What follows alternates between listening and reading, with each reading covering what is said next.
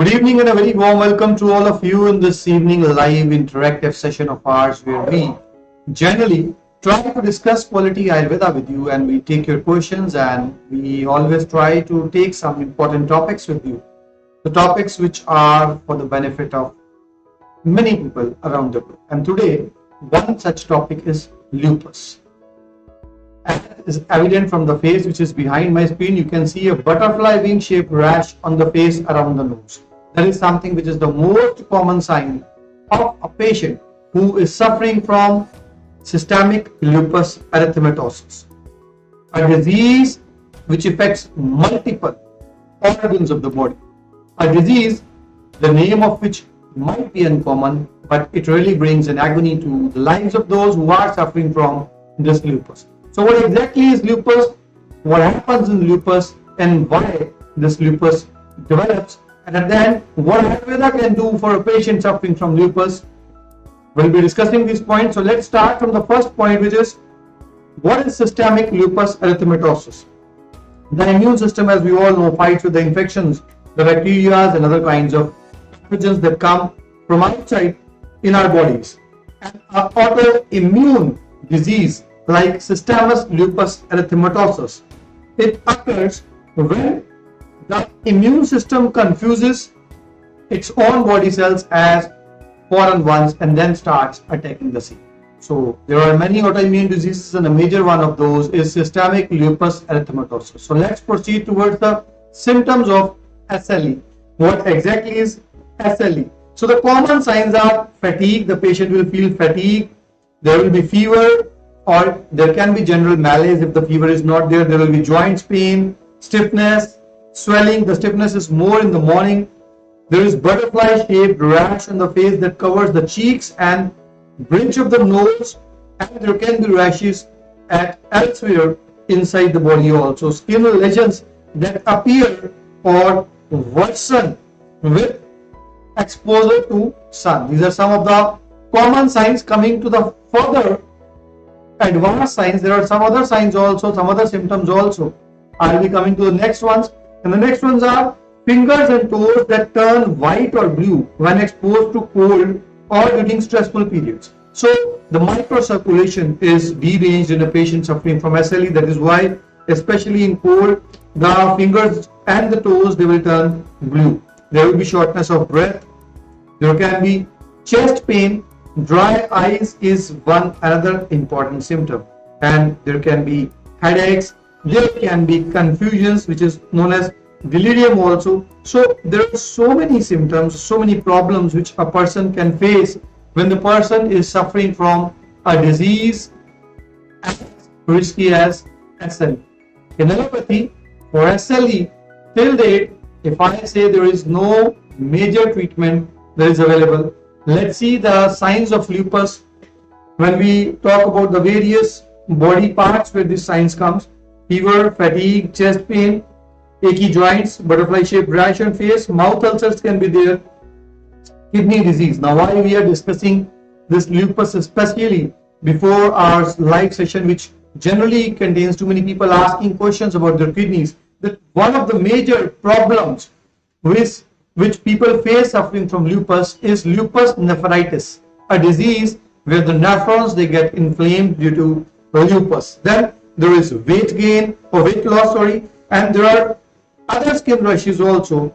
Along with this, it can be swollen ankles that develop in a patient who is suffering from systemic lupus erythematosus.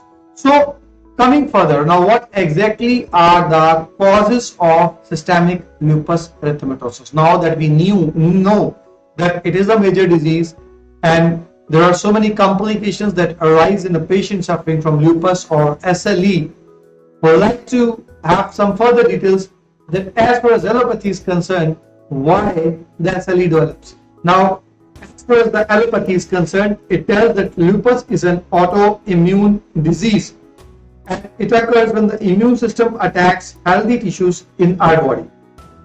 It's likely that lupus results from a combination of genes as well as the environment. Sunlight, exposure to sun may bring lupus skin lesions or trigger the internal response in susceptible people. Infections. If the person is having infection, any critical or dangerous infection, an attack of lupus may precipitate in a patient who is prone to having lupus. Coming further, there are other causes also which can cause lupus erythematosus, and when we talk about those causes, a very major cause is the medications. When we talk about medications, yes, there are certain medications which can cause precipitation of lupus erythematosus.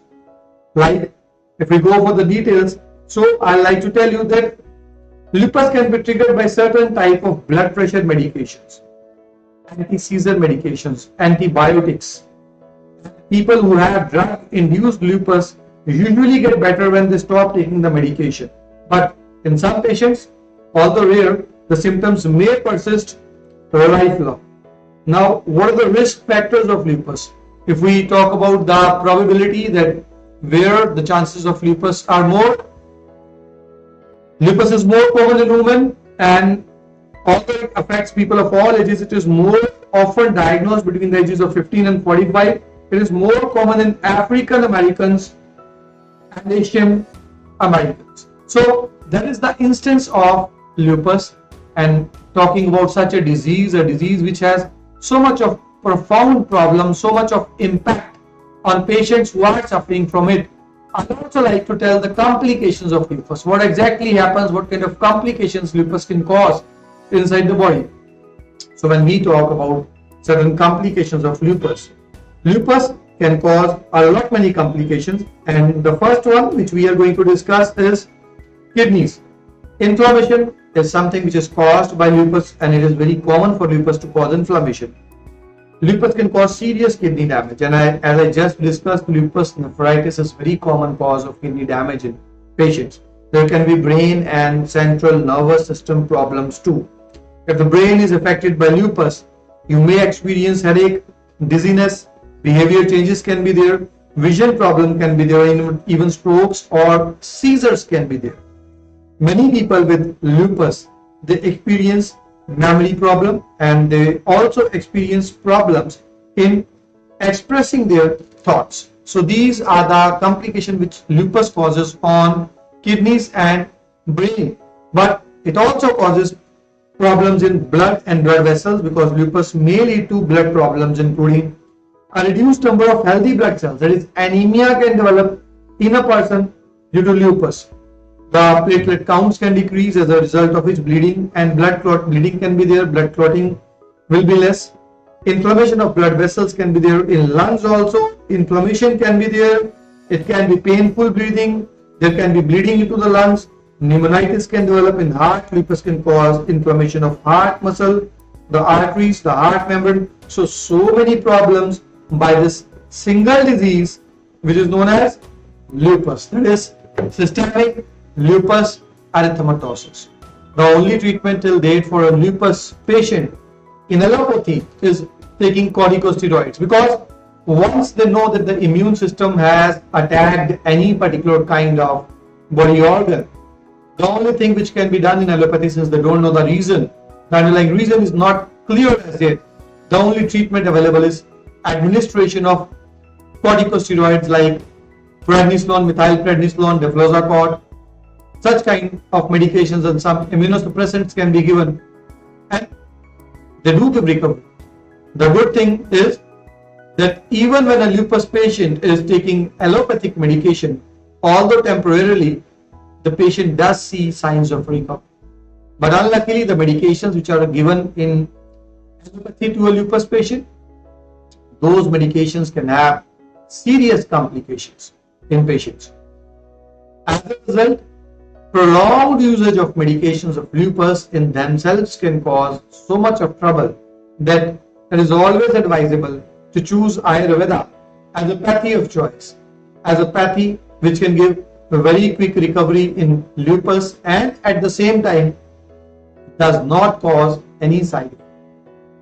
The only thing is, the Ayurvedic treatment needs to be concept based, and it needs to be taken under the guidelines of an Ayurvedic expert who has given treatment to many lupus patients. There should not be any kind of trials on the body. And when we talk about lupus and the Ayurvedic aspect of lupus, I would like to say that Ayurveda believes that it's lupus is a amaj vyadhi.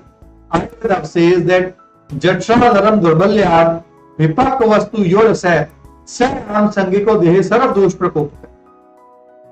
Due to the weakness of digestive fire in our body, the part of our food which is semi-digested, not digested properly, and is absorbed through the villi and microvilli in that semi-digested form, and then enters the bloodstream and starts circulating throughout the body. That can cause systemic lupus erythematosus. And the part of the body where this arm will do sthan sanchray, where it will settle, will be the part which will show signs when a person is suffering from lupus. So if with the help of Ayurveda we want to reverse lupus, people do ask me that do we need to take Ayurveda lifelong for lupus? I always tell them that see, Ayurveda has given many ways to remove arm from the body. That arm can be removed with a number of methods under a trained physician, both with the Shaman Chikitsa as well as with the Shodhan Chikitsa, and specifically with the Shodhan Chikitsa. So if a person is suffering from lupus and associated complication, which can be for any organ, those can be reversed, those can be treated very successfully with the help of Ayurveda. The first kind of medications that are required over there are Jatragni Vardhak medications. The medications which can improve the metabolic fire and the digestive fire of the body so that further harm is not developed. That is the first step of treatment. The second step over here then is Sroto Shodhak or medications. Now that we know that we are not allowing fresh arm to be developed, it becomes important that the ama which is already accumulated inside the body, it needs to be removed. The micro channels which are occluded with ama need to be purified, and that is done with the help of Sroto Shodhak Aushadhis. There are many Sroto Shodhak Aushadhis in Ayurveda. We need to choose which is the perfect for a particular person depending upon the disease condition, depending upon his body type. The third step now is complete Shodhan. In Ayurveda, there are procedures mentioned under Panch Karma, which includes Purva Karma, Pradhan Karma, Paschat Karmas. When all those are done, the occluded arm in the micro channels, wherever the arm may be there inside the body, the ama cannot escape from a good and a perfect session of Shodhan Chikitsa. So when all these three are combined and the treatment is given to the patient, which we have been doing for many patients now since many years and around the globe, the patients of lupus nephritis, they get recovery by reduction in the protein leakage that is occurring. The creatinine, the urea, it comes down.